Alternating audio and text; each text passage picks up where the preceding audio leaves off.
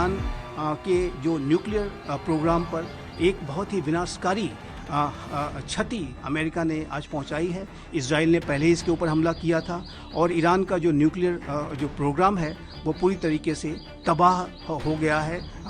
जाहिर है कि ये जो बहुत ही बड़ा हमला अमेरिका ने किया है, लेकिन इसको ईरान के द्वारा रिस्पॉन्ड तो ज़रूर किया जाएगा। उसे अपनी राष्ट्र की जनता को भी दिखाना है, अंतर्राष्ट्रीय समुदाय को भी दिखाना है कि वो कमज़ोर नहीं है। लेकिन ये जो ईरानियन रिस्पॉन्स है यदि कहीं ज़्यादा बड़ा होता है तो ऐसे में ये जो ईरान के आने वाले दिनों में उसके ऊपर और भी बड़े हमले का कारण बनेगा। जिस प्रकार से अचानक 3 न्यूक्लियर इंस्टॉलेशंस पे जो हमला किया ईरान ने, खासकर नतांज, फोर्दो और इस्फहान पर, और फोर्दो का जो हमला था वो ज़बरदस्त, क्योंकि उसे बार बार इजराइल मानता था कि उसको बर्बाद करना बहुत कठिन है, जिसके लिए उन्होंने B-52 बॉम्बर्स और अपने 6 बंकर बर्स्टिंग बम्स के द्वारा जो बर्बाद किया है। और फोर्दो और इस्फहान पे उसने अपने टमाहॉक मिसाइल्स का इस्तेमाल किया है। तो ये तीनों जो जहाँ पर डर था, अंदेशा था कि न्यूक्लियर बम बन सकते हैं या न्यूक्लियर प्रोग्राम्स ईरान कर रहा है, तो ये तीनों बर्बाद हो चुके हैं। उम्मीद करते हैं कि अब कोई अच्छा सोच वाले होंगे ईरान के अंदर जो युद्ध को बढ़ाना नहीं चाहेंगे। अगर युद्ध बढ़ गया तो शायद विश्व में परेशानी होगी, भारत को भी परेशानी होगी। तो उम्मीद ही कर सकते हैं कि ये युद्ध का अंत समझा जाए, ना कि एक नई शुरुआत। अगर नई शुरुआत हुई तो पूरे विश्व को परेशानी होगी, अगर अंत है तो उम्मीद करते हैं कि आज से शांति बहाल होगी। देखिए, यूनाइटेड स्टेट्स ऑफ अमेरिका के द्वारा एक बहुत ही बड़ी मिलिट्री कार्रवाई की गई है और ये अमेरिका के स्ट्रेटजिक बॉम्बर्स के द्वारा ईरान के 3 न्यूक्लियर साइट्स फोर्दो, नतांज और इस्फहान पर एक बड़ा हमला किया गया है। और इस बात की प्रबल संभावना दिखाई दे रही थी कि यूनाइटेड स्टेट्स ऑफ अमेरिका ऐसी किसी सीधी मिलिट्री कार्रवाई में उतर सकता है, क्योंकि चाहे वो आज का यूनाइटेड स्टेट्स ऑफ अमेरिका का ट्रंप प्रशासन हो या पिछले अन्य अमेरिकी प्रशासन रहे हों, सभी ने इस बात की संकल्पबद्धता लगातार व्यक्त की थी कि वो ईरान को न्यूक्लियर वेपन्स एक्वायर नहीं करने देंगे। और इजराइल तो ईरान के न्यूक्लियर वेपन्स को अपने लिए एक एग्जिस्टेंशियल थ्रेट के तौर पर देखता है।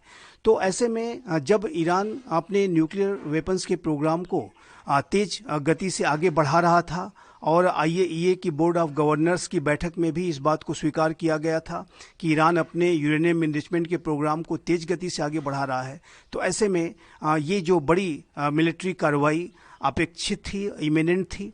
और ये जो एक्शन इजराइल ने लिया और उसके बाद अब अमेरिका जिस तरह से सीधे इस पूरे युद्ध में उतर गया है, वो जाहिर है कि एक मेजर एस्केलेशन है और ये एक बड़ी मिलिट्री कार्रवाई अमेरिका ने की है। और मेरे असेसमेंट के मुताबिक ईरान इसे ज़रूर रिस्पॉन्ड करेगा। लेकिन जो ईरान को जाहिर है कि इस इजरायली और अमेरिकन एक्शन से एक बहुत ही बड़ा डिवास्टेटिंग ब्लो उसे झेलना पड़ा है, एक उसे विनाशकारी क्षति उठानी पड़ी है।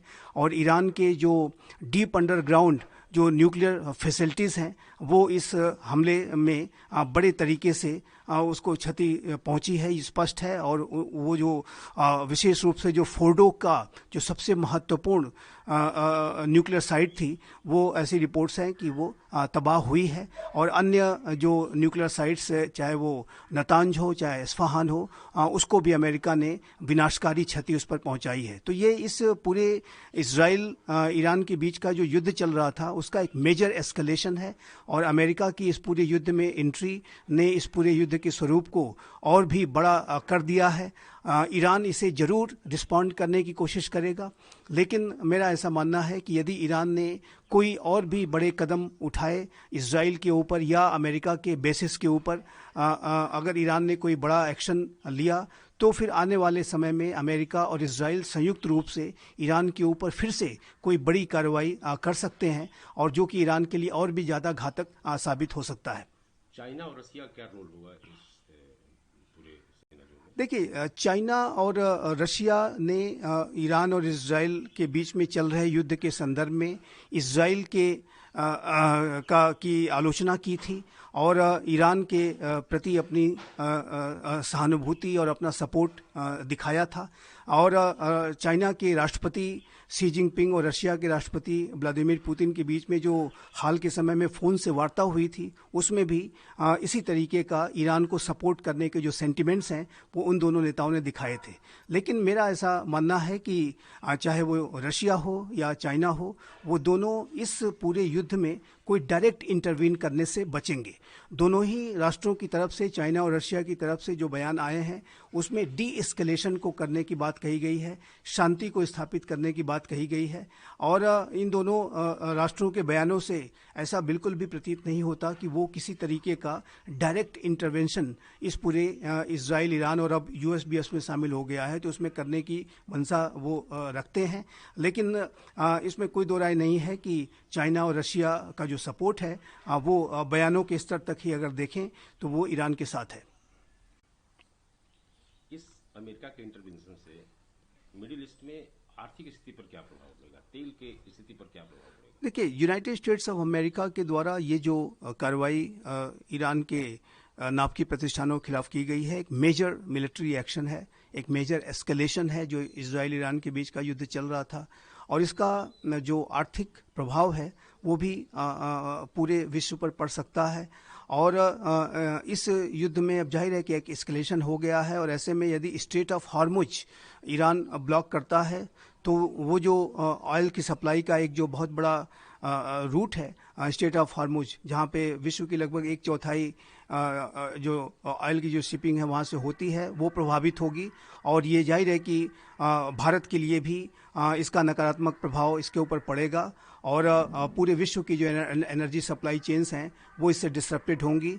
ऑयल के जो दाम हैं वो उसके ऊपर जाहिर है कि इसका नकारात्मक असर पड़ने जा रहा है। ऑयल के दाम में तेज़ी आएगी, उछाल आएगा और जो पूरी सिचुएशन है वो आर्थिक रूप से भी पूरे विश्व के लिए अनेक तरीके के नकारात्मक घटनाक्रमों का और चिंता का कारण बनेगी, ये स्पष्ट रूप से दिखाई देता है। यदि ईरान ने एक बड़ा रिस्पांस इजराइल या यूनाइटेड स्टेट्स ऑफ अमेरिका के बेसिस को टारगेट करते हुए किया तो जाहिर है कि इसका जो प्रत्युत्तर है, इसका जो काउंटर रिस्पांस है वो फिर से अब यूनाइटेड स्टेट्स ऑफ अमेरिका और इजराइल की तरफ से संयुक्त रूप से आएगा।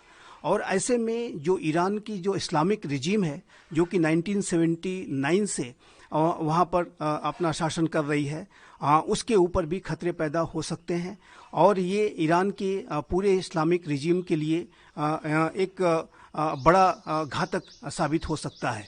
अल्टीमेटली अगर देखें तो यूनाइटेड स्टेट्स ऑफ अमेरिका और इजराइल की जो मूल उनकी जो मंशा है वो ईरान के अंदर एक रिजीम चेंज को कराने का है, इसमें कोई दो राय नहीं है। और 1979 के पहले अगर यूनाइटेड स्टेट्स ऑफ अमेरिका और ईरान के संबंधों को देखें तो ये संबंध बड़े अच्छे हुआ करते थे।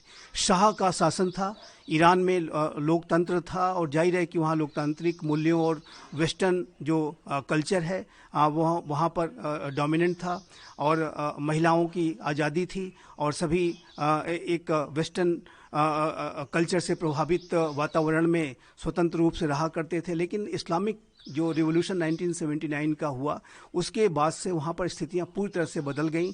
अमेरिका की एम्बेसी का एक बहुत बड़ा सीज भी वहाँ इन इस्लामिक चरमपंथियों ने किया था और उसकी वजह से अमेरिका और ईरान के संबंध बेहद नकारात्मक स्थिति में पहुंच गए थे। और सभी अमेरिकन जो प्रशासन है उनको इस बात का, उनके अंदर एक टीस रहा करती थी कि वो इस तरीके का घटनाक्रम हुआ। तो अब अमेरिका की भी मंशा निसंदेह ये है कि वो ईरान में एक ऐसा शासन चाहता है कि जो उसके अनुकूल हो और ये जो इस्लामिक रिजीम है वहाँ पे वो अमेरिका के हितों के खिलाफ है। उसी तरीके से इजराइल तो ये जो इस्लामिक रिजीम है उसको अपने अस्तित्व के लिए भी संकट के तौर पर देखता है। जिस तरीके से आयतुल्लाह खामनई जो कि ईरान के सुप्रीम लीडर हैं वो death to America, death to Israel के नारे लगाते हैं, होलोकॉस्ट को डिनाई करते हैं, इजराइल को वर्ल्ड मैप से मिटा देने की बातें करते हैं और जाहिर है कि इस तरीके के जो बयान इस्लामिक रिजीम की तरफ से जो आते हैं ईरान की, उससे इजराइल बहुत ही ज़्यादा आशंकित रहा करता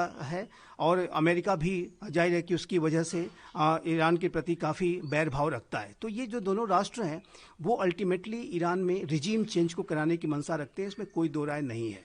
लेकिन वर्तमान समय में जो अमेरिका का और इजराइल का जो एक्शन हुआ है वो ईरान के न्यूक्लियर प्रोग्राम को टारगेट करते हुए हुआ है। और ये जो इजराइल और अमेरिका इस पूरे अपने ऑपरेशन को इस तरीके से पेश कर रहे हैं, इसका नैरेटिव ये उन्होंने और तर्क अंतर्राष्ट्रीय समुदाय के सामने रखा है कि वो ईरान के न्यूक्लियर प्रोग्राम के खिलाफ कार्रवाई कर रहे हैं, न कि ईरानियन लोगों के खिलाफ कार्रवाई कर रहे हैं। और अभी तक जो चाइना और रशिया के रिएक्शंस आए हैं उसमें डी एस्केलेशन की बात कही गई है। और जहां तक इस्लामिक वर्ल्ड की बात है तो इस्लामिक वर्ल्ड ने भी अपनी जो अभी तक की जो बयान दिए हैं उसमें ज़रूर इस पूरे विषय पर चिंता व्यक्त की गई है। कई राष्ट्रों ने ईरान का समर्थन भी किया है।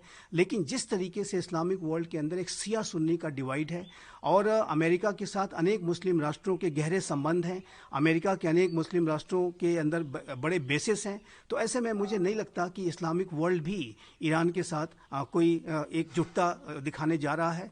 और ये जो पूरी सिचुएशन में ईरान अलग थलग पड़ता ही दिखाई दे रहा है। बयान जरूर दिए जाएंगे। अभी एक बड़ा एस्केलेशन चूंकि अमेरिका ने किया है, इस वजह से मेरा ऐसा मानना है कि इसको लेकर के चाहे वो रशिया हो, चाहे वो चाइना हो, चाहे वो इस्लामिक वर्ल्ड के राष्ट्र हों, वो अपने स्टेटमेंट्स जरूर जारी करेंगे। लेकिन इसका आशय मैं ये नहीं देखता कि वो कोई डायरेक्ट मिलिट्री इंटरवेंशन करने जा रहे हैं। और ऐसे में मैं किसी विश्व युद्ध के रूप में इस पूरे कॉन्फ्लिक्ट को बदलते हुए नहीं देखता हूं। और जहां तक चाइना और रशिया की बात है तो ये जो दोनों राष्ट्र हैं वो इस बात को जानते हैं कि यदि उन्होंने कोई सीधा मिलिट्री इंटरवेंशन किया तो ये जो पूरी स्थिति है वो विश्व युद्ध में बदल सकती है।